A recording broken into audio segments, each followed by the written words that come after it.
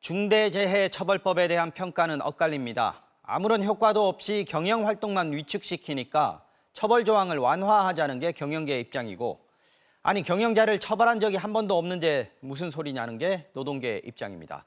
그런데 정부는 처벌보다는 예방에 초점을 맞추겠다며 정책 변화를 예고했습니다. 차주혁 기자가 짚어봤습니다. 경기도의 한 건설 현장에서 촬영된 영상입니다. 파란색 조끼를 입은 안전요원들, 등 뒤엔 바디캠 사용 중이라고 적혀 있습니다. 가슴에 단 바디캠으로 노동자들의 작업 현장을 촬영합니다. 안전을 위한 조치라는 사측 입장과 사고 발생 시 책임을 돌리기 위한 체증용이라는 노동자들 입장이 대립합니다. 중대재해처벌법이 시행되고 건설 현장에선 변한 게 많습니다.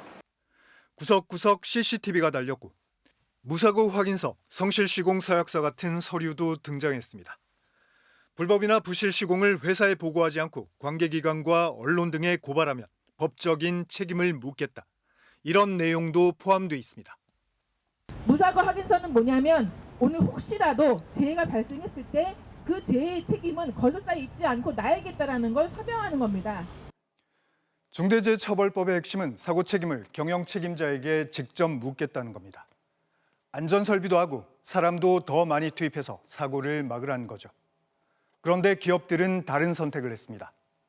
어떻게 하면 처벌을 피할 수 있을지 대형 로펌에서 고액 자문을 받았고요. 안전보건 책임자라는 직책을 만들어 CEO 대신 처벌받게 할 수는 없을지 궁리했습니다.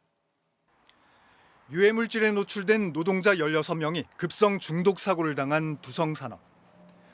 중대재해처벌법 기소 1호인 이 기업은 이 법이 헌법에 위배된다고 주장합니다. 위헌 심판이 개시되면 중대재해처벌법으로 넘겨진 재판은 모두 중지될 전망입니다. 현장에 있어서는 여러 가지 혼란이 있는 것들이 사실이고요. 법률이 어떤 내용인지 불명확한 내용, 저희가 보기에는 현장에서 그런 많이 말씀들을 하시니까. 처벌이 능사가 아니라며 정부도 자율 예방 중심으로 정책 변화를 예고했습니다. 노동계는 법 이름에 처벌이 들어간 이유를 다시 묻고 있습니다. 지금까지 중대재해로 형사처벌된 경영 책임자는 한 명도 없습니다. 정말로 처벌이나 규제 중심이었나? 거기에 대해서는 제대로 평가를 하면 아니죠. 왜냐하면 제대로 책임을 묻고 제대로 처벌해 본 적이 없으니까요.